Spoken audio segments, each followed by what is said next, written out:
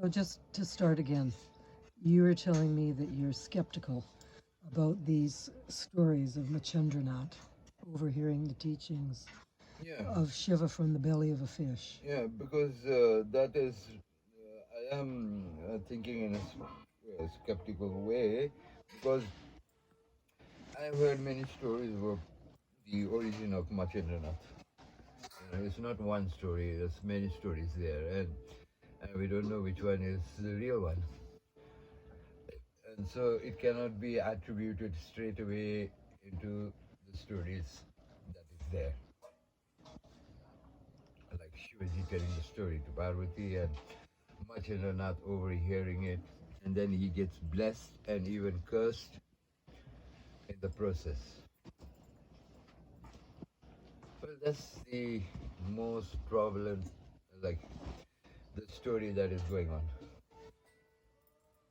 So are they just variations of that story, or you've heard absolutely completely differing? Yeah, different variation of the story. So which one is the real one? We just cannot make it out. And So are it's these existing like in manuscripts, in the Puranas? What no, kind of there are no manuscripts. Hindus don't have any fucking manuscript at all. They don't have any manuscript.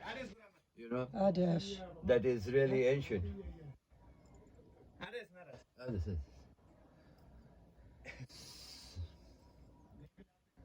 yeah, whatever it is. Yeah, so it is like the different story actually. Okay, what I feel is Isn't it in the Bhairava Tantra?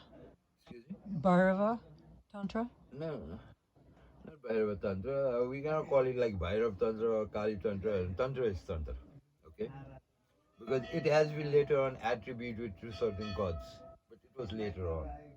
In the beginning, Tantra was totally nature study, experimenting with all the natural forces that were there. Right?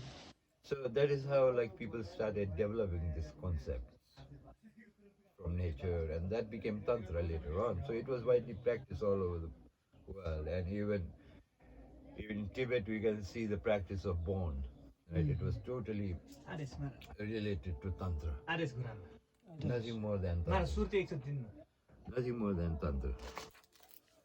So, in that case, what I see is like there are so many things. Like when we talk about Buddhism, right? And then Buddhism broke up into many sects. Okay? Like we have in the first breakup was the Hinayana and the Mahayana, right? And Hinayana as described, they say like it is a small ship. That means the population who were following Hinayana, that was the actual teaching of Buddha, were very few. That's why they were called Hin. Hin meaning small, the translation. Hin. Yana means a vehicle. Right? So it's a small vehicle because the population was small who followed the Hinayana, the philosophy of Buddha. And then the other major change was Mahayana. And they called it Mahayana, the people who joined this sect, because Maha meaning big, huge, right? And Yana like a ship. So you are on a huge ship. So that is Mahayana, it became. So that's how like Buddhism split.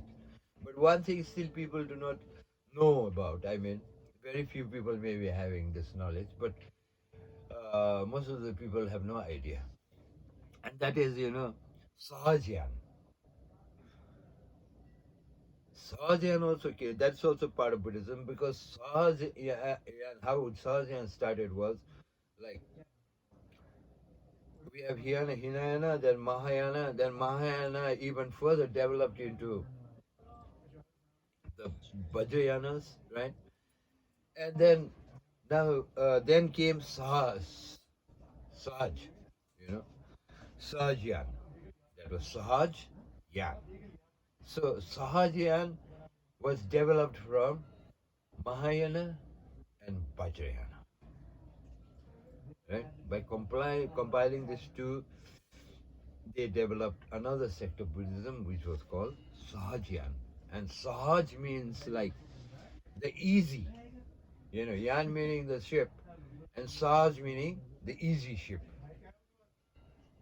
Sahajyan. So this Sahajyan also developed, you know, together. And then why I am talking about Sahajayana is because Sahajayana Buddhism is the one which influenced the Nath Sampradaya. Because uh, like Mashendranath and Gorakhnath were regarded as the pioneers, right? We started the Sampradaya, which is known as Nath Sampradaya today.